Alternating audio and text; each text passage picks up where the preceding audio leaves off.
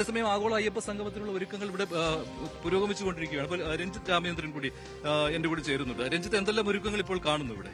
തീർച്ചയായും ഇതേ മഞ്ജുഷു പറഞ്ഞ അതേ ആശയക്കുഴപ്പം ഇപ്പോഴും സർക്കാർ തലത്തിൽ നിലനിൽക്കുന്ന പശ്ചാത്തലമുണ്ട്. അതുകൊണ്ട് തന്നെയാണ് ഹൈന്ദവ സംഘടനകൾ ഈ ആഗോള അയ്യപ്പ സംഘവുമായി സഹകരിക്കാതെ മാറി നിൽക്കുന്ന ഒരു പശ്ചാത്തലം കൂടി ഇതുമായി ബന്ധപ്പെട്ടുണ്ട് എന്നത് പ്രധാനമാണ്. പ്രത്യേകിച്ചും VHP പോലെയുള്ള സംഘടനകളൊക്കെ ഇതുമായി ബന്ധപ്പെട്ട് ചില സംശയങ്ങളൊക്കെ ഉന്നയിച്ചിട്ടുണ്ട്. BJP ആദ്യം മുതൽ തന്നെ ഈ സംഘവുമായി ബന്ധപ്പെട്ട് എതിർപക്ഷത്താണ് എന്ന കാര്യത്തിലും സംശയമില്ല. അതിന് ഒരുപാട് കാരണങ്ങളുണ്ട്. അതിൽ പ്രധാനമായി അവർ പറയുന്നത് ഈ നമുക്കറിയാം ശബരിമല പ്രക്ഷോഭകാലത്ത് എടുത്ത കേസുകൾ അത് ഇതുവരെ പിൻവലിക്കാത്ത സാഹചര്യമുണ്ട്. ആദ്യം ആ കേസുകൾ പിൻവലിക്കൂ. ഈ ഭക്തരായിട്ടുള്ള അല്ലെങ്കിൽ വിശ്വാസികളായിട്ടുള്ള ആയിരക്കണക്കിന് ആളുകൾക്കെതിരെ അത്തരത്തിലുള്ള കേസുകൾ എടുത്ത പശ്ചാത്തലമുണ്ട്. അതുമായി ബന്ധപ്പെട്ട് സർക്കാർ ഒരു മറുപടിയും നൽകുന്നില്ല. പക്ഷേ വിശ്വാസികളെ ഏതെങ്കിലും തരത്തിൽ ഈ വിഷയവുമായി ബന്ധപ്പെട്ട് തങ്ങളിലേക്ക് അടുപ്പിക്കുക എന്ന ലക്ഷ്യം കൂടിയുണ്ട്. നമുക്കറിയാം 2019 ലോക്സഭാ തെരഞ്ഞെടുപ്പിലെ പരാജയത്തിന് ശേഷം CPM വീട് വീടാന്തരം ഇറങ്ങി വിശ്വാസികളുടെ വിശ്വാസം ആർജിക്കാൻ നടത്തിയ ചില ശ്രമങ്ങളുണ്ട്. അതുതന്നെയാണ് ഇതുമായി ബന്ധപ്പെട്ട് ഹൈന്ദവ സംഘടനകൾ പ്രത്യേകിച്ചും കൂട്ടിവായിക്കുന്നത്. തെരഞ്ഞെടുപ്പ് വരുമ്പോൾ മാത്രം എന്തുകൊണ്ട് അയ്യപ്പൻ അടുപ്പക്കാരാകുന്നു അല്ലെങ്കിൽ അയ്യപ്പ വിശ്വാസികളെ ഒപ്പം നിർത്താൻ ശ്രമിക്കുന്നു എന്നുള്ള പ്രധാനപ്പെട്ട കാര്യമുണ്ട്. അപ്പോഴും നമുക്ക് നേരത്തെ മഞ്ജുഷ് പറഞ്ഞ പോലെ വലിയ തയ്യാറെടുപ്പുകൾ, ഡാൻ കുര്യൻ കൂടി എന്നോടൊപ്പമുണ്ട്, വലിയ തയ്യാറെടുപ്പുകൾ ഇതുമായി ബന്ധപ്പെട്ടുണ്ട്. ആഗോള അയ്യപ്പ സംഗമത്തിൽ പ്രധാനമായും 3 ലക്ഷ്യങ്ങളാണ്. അതിലൊന്ന് ഈ ഗ്ലോബൽ പിൽഗ്രിം സെന്റർ അല്ലേ ഡാൻ, ഒരു ആഗോള തീർത്ഥാടന കേന്ദ്രമായി ശബരിമലയെ വളർത്തുക, ഒപ്പം തിരക്ക് നിയന്ത്രിക്കുന്നതിനുള്ള പദ്ധതികൾ ആസൂത്രണം ചെയ്യുക, ഒപ്പം ശബരിമല മാസ്റ്റർ പ്ലാനുമായി ബന്ധപ്പെട്ടുള്ള അതിനാണെന്ന് തോന്നുന്നല്ലേ ഈ വിദേശത്തു നിന്നുള്ള ആളുകളടക്കം ക്ഷണിച്ചിട്ടുണ്ട് ഇങ്ങോട്ട്. തീർച്ചയായും അതുകൊണ്ട് 18 സംസ്ഥാനങ്ങളിൽ നിന്നായി 260 പ്രതിനിധികളാണ് ഈ ഗ്ലോബൽ പിലിഗ്രിം സെന്ററാക്കി ശബരിമലയെ മാറ്റുകയെന്ന ഒരു വലിയ ലക്ഷ്യം, അതിനെക്കുറിച്ച് വിശദമായ ചർച്ച നടത്തുന്നതിന് വേണ്ടി നാളെ ഇവിടേക്ക് എത്താൻ പോകുന്നത്. ഒരു കാര്യം ഉറപ്പാണ്, ഏതാണ്ട് 10,000 കോടി രൂപയുടെ അനുബന്ധ വികസന പ്രവർത്തനങ്ങൾ ഈ ശബരിമലയുമായി ബന്ധപ്പെട്ട് നാളെ നടക്കുന്ന ഈ ആഗോള അയ്യപ്പ സംഗമത്തിലൂടെ സർക്കാർ ലക്ഷ്യം വെക്കുന്നുണ്ട്. അതിൽ നമുക്ക് നേരത്തെ അറിയാം പല സംഗമങ്ങൾ നടത്തിയിട്ടുണ്ട്. ലോക കേരള സഭയിൽ വന്ന ഒരുപാട് നിക്ഷേപങ്ങളുമായി ബന്ധപ്പെട്ട പ്രപ്പോസൽസ് ഉണ്ട്. അതിന്റെയൊക്കെ അവസ്ഥ നമുക്കറിയാം. അത് അത്തരത്തിൽ സംഭവിക്കുന്നുള്ളതാണ്. ഇവിടെ ഒരു വ്യത്യാസമുള്ളത് നമുക്കറിയാം. ഇതൊരു തെരഞ്ഞെടുപ്പ് ഘട്ടത്തിലാണ്, സന്നിഗ്ധമായ ഒരു തെരഞ്ഞെടുപ്പിന് മുമ്പിലാണ് ഇങ്ങനെ ഒരു സംഗമം നടക്കാൻ പോകുന്നത്. അതിൽ 2 ലക്ഷ്യങ്ങളുണ്ട്. അതിലൊന്ന്, സർക്കാരിന്റെ വികസന പദ്ധതികളുടെ കൂട്ടത്തിൽ ഏറ്റവും പ്രധാനപ്പെട്ട ഒന്നായി ഈ ആഗോള അയ്യപ്പ സംഗമത്തെ കൂടി ഉയർത്തിക്കാണിക്കുക എന്ന ഒന്ന്.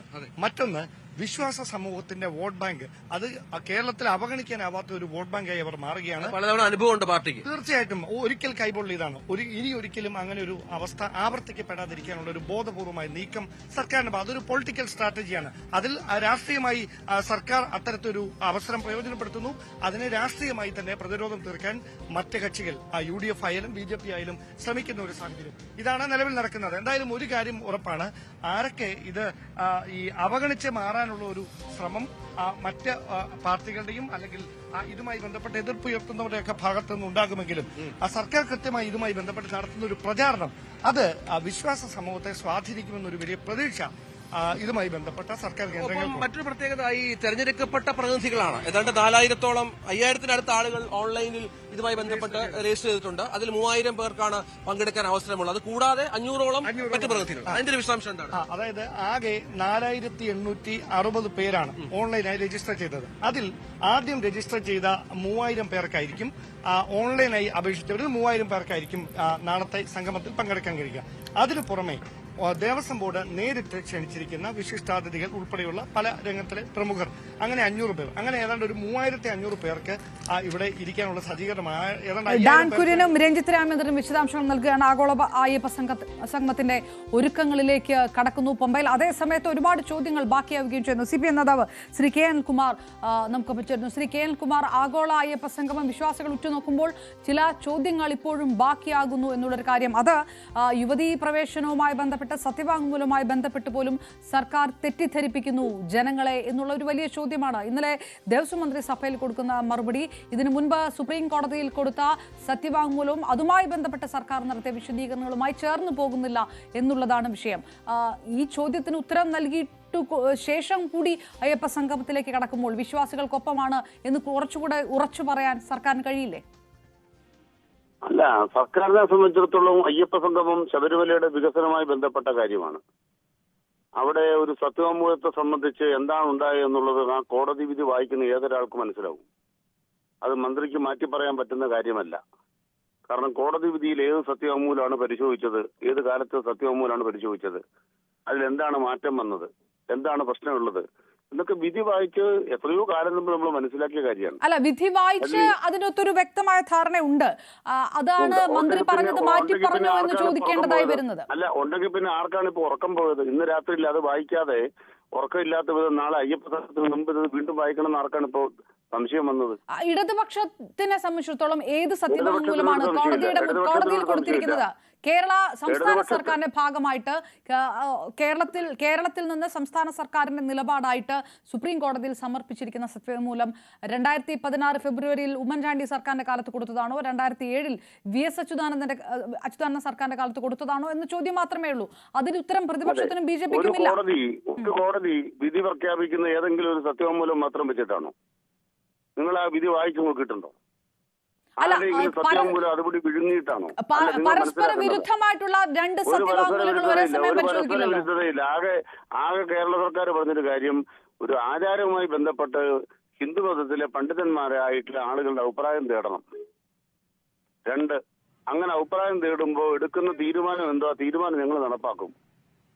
അത് ഈ പ്രായത്തിലുള്ള സ്ത്രീകളുടെ പ്രവേശനം അംഗീകരിക്കുന്നതാണെങ്കിലും വിലക്കുന്നതാണെങ്കിലും. 2007 VS അച്യുതാനന്ദൻ സർക്കാർ കൊടുത്ത സത്യവാങ്മൂലമല്ല സംസ്ഥാന സർക്കാർ ഈ പറഞ്ഞിരിക്കുന്നതിന് അർത്ഥം എന്നുകൂടിയാണോ?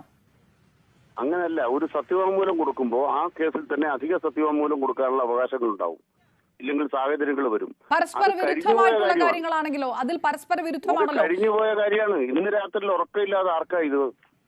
ശരി, നടക്കട്ടെ. പമ്പയിൽ നിന്ന് മഞ്ജുഷ് ഗോപാൽ തന്നെ നമുക്കൊപ്പം ഉണ്ട്. ഞാനൊന്ന് ഇടപെട്ടോട്ടെ.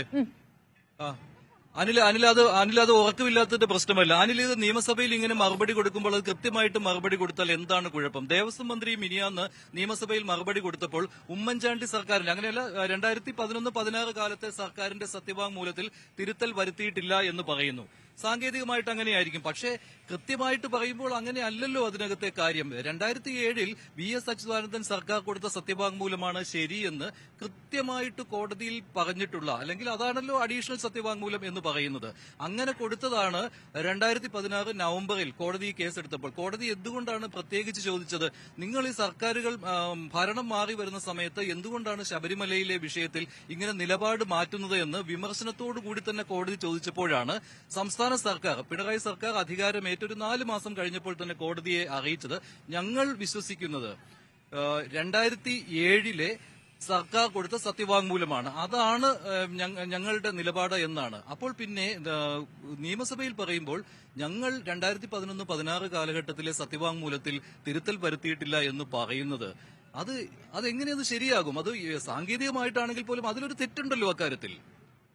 അല്ല, നിങ്ങൾ മനസ്സിലാക്കേണ്ടത് ഒരു സത്യവാങ്മൂലം എന്ന് പറഞ്ഞാൽ തിരുത്താനാവാത്തതാണ്.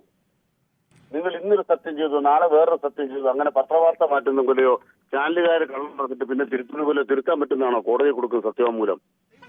സത്യവാങ്മൂലം എന്ന് പറഞ്ഞാൽ